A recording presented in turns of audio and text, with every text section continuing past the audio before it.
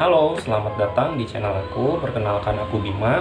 Kali ini aku mau share tentang kehebatan orang-orang yang sudah lama menekuni profesinya atau menekuni bidang yang bidang pekerjaannya gitu ya. Jadi kemarin itu aku tuh nonton live IG-nya seorang teman, ya aku anggap dia sebagai senior aku.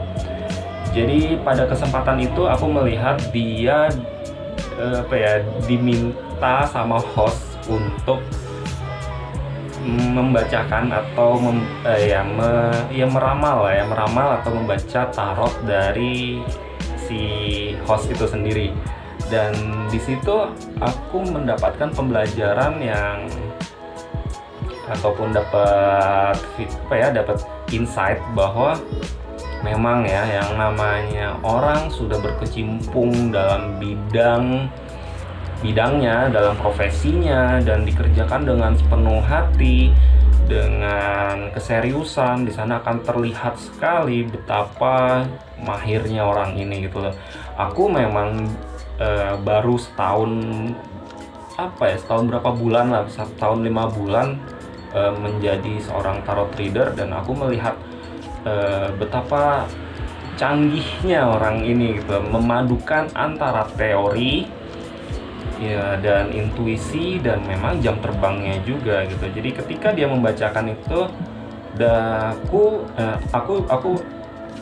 aku menyaksikan banget ini kartu apa yang sedang dia bacakan gitu, karena aku seorang tarot reader juga, jadi aku seharusnya tahu ini kartu yang keluar tuh apa, karena aku menghafal pakem dan aku adalah orang yang menghafal arti-arti. Jadi 78 kartu itu aku hafal semua gitu.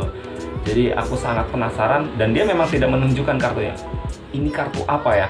Dan karena pada saat itu hostnya itu bertanya tentang keuangan yang bagaimana keuanganku dalam kondisi seperti ini. Terus seseorang yang aku tonton ini, seorang seniorku, aku lihat cara bacanya, dia menceritakan tentang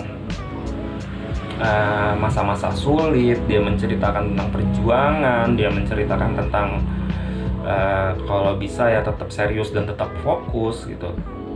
Aku langsung menerka-nerka apa kata kunci yang aku dapat, dan aku cuma dapat satu kata, Five of Wands.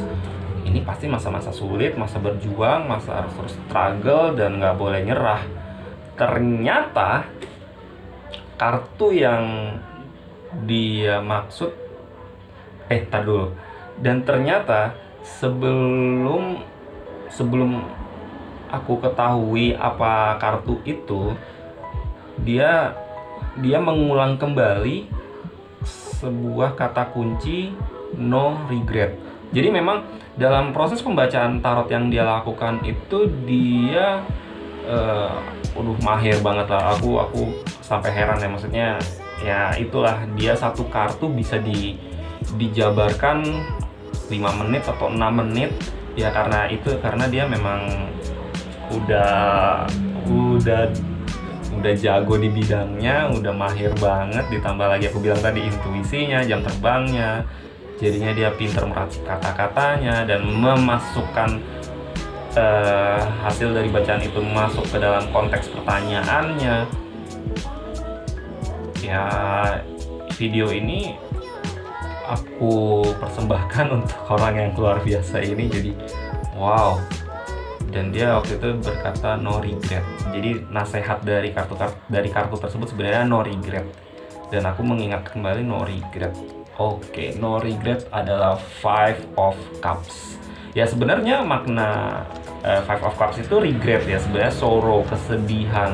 Tapi dia meramunya, dia meraciknya itu dengan kata-kata, ya kamu jangan bersedih dan kamu jangan ada penyesalan atas apa yang pernah kamu lakukan sekarang. Jadi kalau bisa konsisten dan bla bla bla bla. Itu wow. Dan sebenarnya ada 2 kartu lagi sih, dan sayangnya aku lupa. Ada 2 kartu lagi yang dia sebutkan, dia menyebutkan apa gitu. Aku cuman dalam hening aku berkata, orang ini jago ya. Kok orangnya ini pinter ya gitu. Ya gue pengen jadi orang pinter kayak gitu, tapi ya memang aku juga dapat nasihat dari seorang guru yang ya pokoknya aku anggap sebagai guru juga yang luar biasa. Dia bilang dalam membaca tarot ataupun dalam usaha untuk berusaha pingin ya pokoknya nasihatnya tuh kalau bisa jangan terlalu memaksakan diri untuk cepat bisa atau cepat mahir atau cepat master dalam satu bidang. Ya salah satunya ya kayak meramal kartu tarot kayak gitu. Karena selain ya pastinya ya jadi capek sendiri ya mungkin ya, jadi powernya habis. Pada saat itu aku nggak begitu setuju sih dengan kata-kata seorang guru yang ngomong kayak tadi gitu. Tapi aku pikir-pikir ya bener juga sih.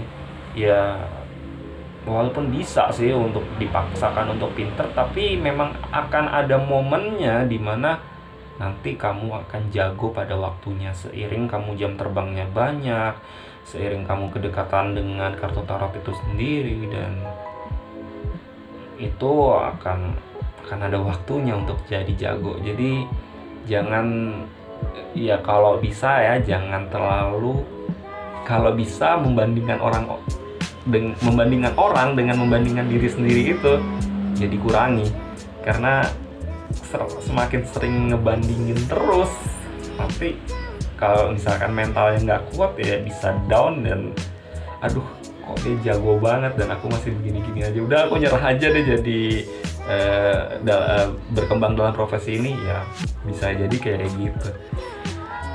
Kayak gitu aja sih. Oh ya, aku jadi macem-macem nih ngobrolnya. Terus barusan banget nih aku nonton Ruth Sahanaya di Indosiar, dan ini sebenarnya masih tetap satu konteks dengan apa yang aku sampaikan ini. Tadinya aku nggak nonton TV, marah mataku tuh masih ngeliatin HP, dan cara bernyanyinya dan dia bagaimana mengenakan lagunya, nyanyinya lembut, merdu, tenang.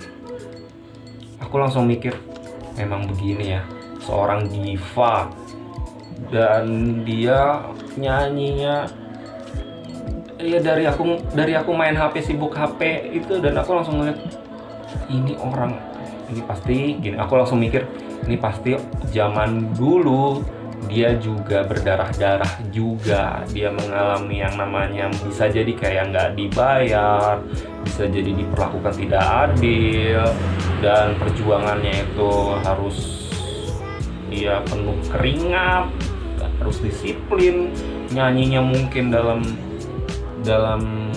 satu hari itu latihannya bisa mungkin 8 jam atau 10 jam atau 12 jam, dan juga pasti pernah kehilangan suara.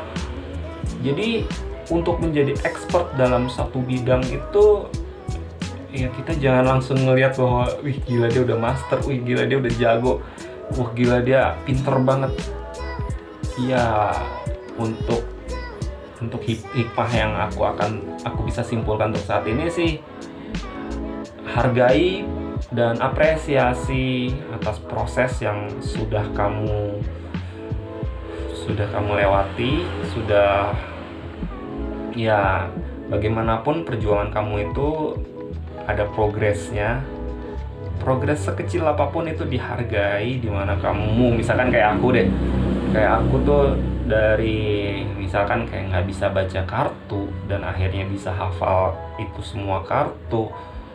Aku harus apresiasi gitu. Aku menghargai dan aku mengapresiasi diriku sendiri. Jadi untuk kamu yang masih dalam ketidakpercayaan diri, masih mengalami keraguan, masih ya ini hanya sedikit nasihat kecil aja, sedikit sharing-sharing ya, mudah-mudahan dengan obrolan kecil ini, dengan obrolan sederhana ini membuat kamu terus semangat, terus membuat kamu terus konsisten dengan bidang yang kamu yakini, dengan bidang yang ingin kamu jadi expert di bidangnya. Ya kalau istilahnya slow but sure, ya boleh lah.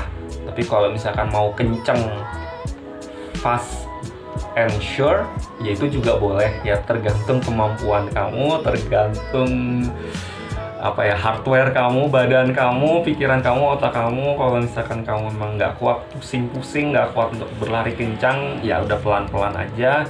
Tapi juga minta bimbingan, terus minta arahan. Jangan malu bertanya, dan kalau bisa ya coba untuk sharing apa yang hasil pencapaian kamu sharing, kamu bagikan lewat YouTube, Instagram, atau Facebook, ataupun media sosial lainnya. Jadi ya karena dengan kamu mencoba untuk berlatih dan ngobrol kayak gini, aku rasa akan tercipta lagi pencapaian-pencapaian yang luar biasa dan attract orang-orang yang sevibrasi sama kamu, yang seenergi sama kamu. Dan peluang-peluang rezeki itu akan datang, insya Allah ya. Namanya juga kita meyakini bahwa apa yang kita lakukan mana mungkin sih sia-sia gitu, mana mungkin sih nggak berguna. Oke, cukup sekian aja karena aku juga bingung mau ngomong apa lagi. Ya ada dua contoh itu menurut aku cukup bisa kamu pertimbangkan bahwa iya ya gitu, untuk menjadi jago ya perlu waktu, perlu latihan yang keras, kadang memang sedikit memaksakan diri, tapi ya juga jangan terlalu memaksakan diri kamu banget, karena nantinya bisa ngedrop ya. Kalau misalkan, makanya aku bilang tadi, ya balik lagi ke hardware kamu, ke badan kamu. Kalau misalkan kamu nggak sanggup, ya sejebol. Jadi ya tetap rawat diri kamu, jaga diri kamu, tahu batasan ya, dan kita berkembang bareng-bareng. Kalau misalkan kamu mau ngobrol sama aku, it's free, kita bebas ngobrol apapun. Kalau bertukar pikiran, mau kolaborasi, ya kita ngobrol bareng. Terima kasih sudah mampir ke channel aku, terima kasih sudah dengerin. Saatnya kita berpisah dan sampai jumpa di video-video berikutnya.